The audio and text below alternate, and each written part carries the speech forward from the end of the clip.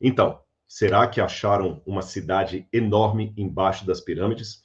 Se isso for verdade, será a maior descoberta arqueológica de todos os tempos. Vai revolucionar a arqueologia, a egiptologia, o estudo das sociedades antigas, muita coisa. De acordo com o noticiário de vários jornais, uma equipe de cientistas italianos, uma equipe multidisciplinar, anunciou numa coletiva de imprensa esse achado arqueológico fantástico feito a partir de imagens de satélite. E então, será que encontraram uma cidade perdida debaixo das pirâmides do Egito? Eu vou contar essa história para vocês de maneira bem detalhada e você vai entender. Vamos começar primeiro aqui com a imagem das três pirâmides, as três maiores pirâmides ali da região de Gizé, que é a pirâmide de Kelps, Khafre e Mycerinus, pai, filho e neto. E as pirâmides menores, que são chamadas de pirâmides satélites, são pirâmides das esposas dos faraós. Eu até brinquei na semana passada que as mulheres iam ficar muito bravas com o machismo egípcio. Essas são as principais múmias hoje, pirâmides, as mais famosas, e são o cartão postal do Egito. Então, que achado é esse que aconteceu debaixo dessas pirâmides aí, mais especificamente a pirâmide de Khafre? O que esse time de pelo menos 4 ou 5 especialistas, porque tem um ali que eu não consegui identificar na foto, vou mostrar para vocês, eles disseram que fizeram um mapeamento por satélite. O satélite estava mais ou menos uns 640, 670 quilômetros de altura, e dessa altura, lá na nossa atmosfera, o satélite mapeou a pirâmide e ele conseguiu fazer uma varredura, como se fosse quase que uma tomografia da Terra. A gente faz esse tipo de trabalho. Na minha tese de doutorado na USP, quando eu analisei a Duroropos, na Síria, eu usei muitas imagens de satélite, e algumas imagens de satélite realmente conseguem ver debaixo da Terra. Nós temos esse mecanismo. Você tem alguns dispositivos eletrônicos que você vai passando, é como se fosse uma enceradeira, e ele consegue fazer um raio-x da Terra. O procedimento, em termos técnicos, para ficar mais fácil de você entender, é o mesmo de uma tomografia computadorizada. Quando uma mulher grávida, por exemplo, vai fazer o raio-x ali, ou ultrassom, raio-x, aí o médico passa na barriga da mulher aquela coisa gelada assim, e você fica olhando na telinha o que está dentro da barriga dela. Então, o ultrassom é isso, ele consegue pegar as ondas e traduzir essas ondas em imagens. Então, quando você passa ali, só que é muito caro o aluguel disso, você passa aquele tipo de enceradeira, você vê qualquer distúrbio na Terra, para saber, por exemplo, se abaixo de onde você está tem alguma construção, alguma parede, aí você não precisa escavar à toa. Isso fora os detetores de metais. E esse mesmo princípio de ultrassom que é usado aqui, ou no corpo humano, ou na Terra, é também usado por alguns satélites que eles conseguem mapear a Terra e o que está abaixo dela, para perceber, por exemplo, presença até de metais, de minerais preciosos, alguma coisa nesse sentido. Então, a partir disso aqui, esse time de italianos fez esse mapeamento via satélite, convocou a imprensa em duas ocasiões. Primeiro foi só uma portadora deles, uma porta-voz deles, que acabou contando o que o time descobriu, e depois disso eles reuniram a imprensa na Itália e deram a declaração. Nós encontramos evidências de que debaixo da pirâmide de Khafre existe uma cidade enorme. Então, vou falar, eles anunciaram ter descoberto 3 coisas. Primeiro, que debaixo da pirâmide de Khafre havia realmente um subterrâneo com estruturas de construção. Segunda afirmação, debaixo da pirâmide havia várias colunas, que eu vou mostrar para vocês, que sustentavam a pirâmide. Então, a pirâmide estava aqui em cima e as colunas embaixo. E a terceira afirmação, que é a mais bombástica de todos, que ali abaixo, a mais ou menos acho que 1,6 km, você já começaria a ver as bases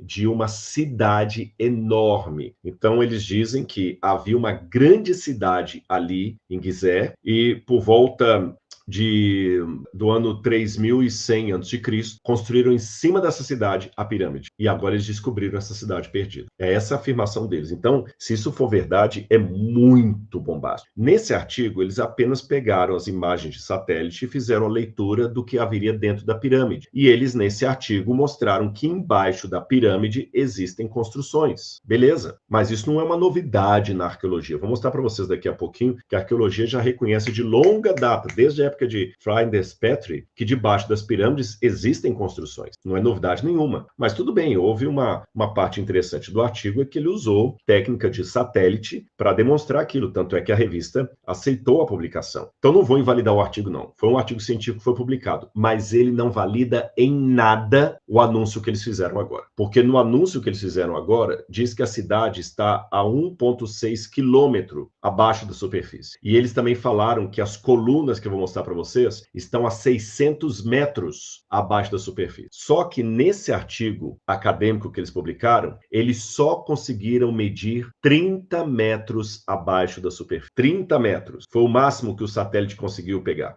Seria mais ou menos assim, quando você está passando o ultrassom da barriga de uma mulher grávida, tem um limite de até onde o ultrassom consegue ir, tá certo? O ultrassom não consegue ultrapassar a barriga da mulher e olhar o que está embaixo aqui da maca, lá no chão. Não, o ultrassom ele tem um limite, ele vai até um tantinho assim, olha. Da mesma maneira, o satélite consegue ir até um limite de 30 metros. Então, não tem nenhuma comprovação, nenhum estudo acadêmico que mostre que eles conseguiram encontrar construções a 600 metros. Os que trabalham no time ali, nenhum deles, com exceção do Beyond, tem especialização na área que estão falando, e com exceção do Beyond no que diz respeito a satélite. Mas o único do grupo que é egiptólogo é o egiptólogo por autodidática. Veja, irmãos, eu não estou querendo aqui agora colocar aquela arrogância da Torre de Marfim, dizendo que só quem tem titulação é que pode falar alguma coisa. Não é isso. Há pessoas que têm uma capacidade de didática, de autodidática muito grande e conseguem surpreender a academia. Mas são raros.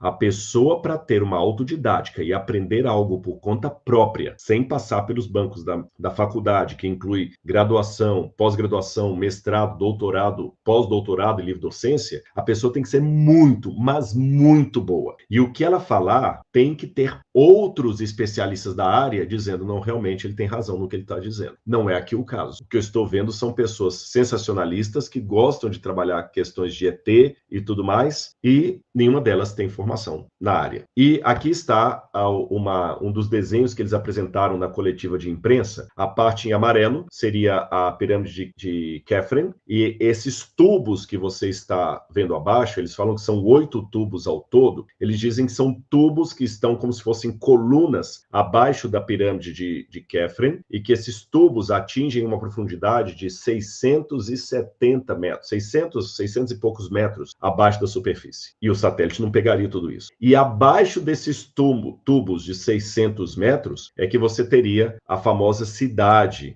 que eles disseram ter encontrado. Aqui uma outra imagem que eles mostraram, a pirâmide estaria em cima e abaixo da pirâmide essas colunas, aí 8 colunas, medindo mais ou menos 600 metros abaixo da superfície, e abaixo delas ainda teria uma cidade muito grande.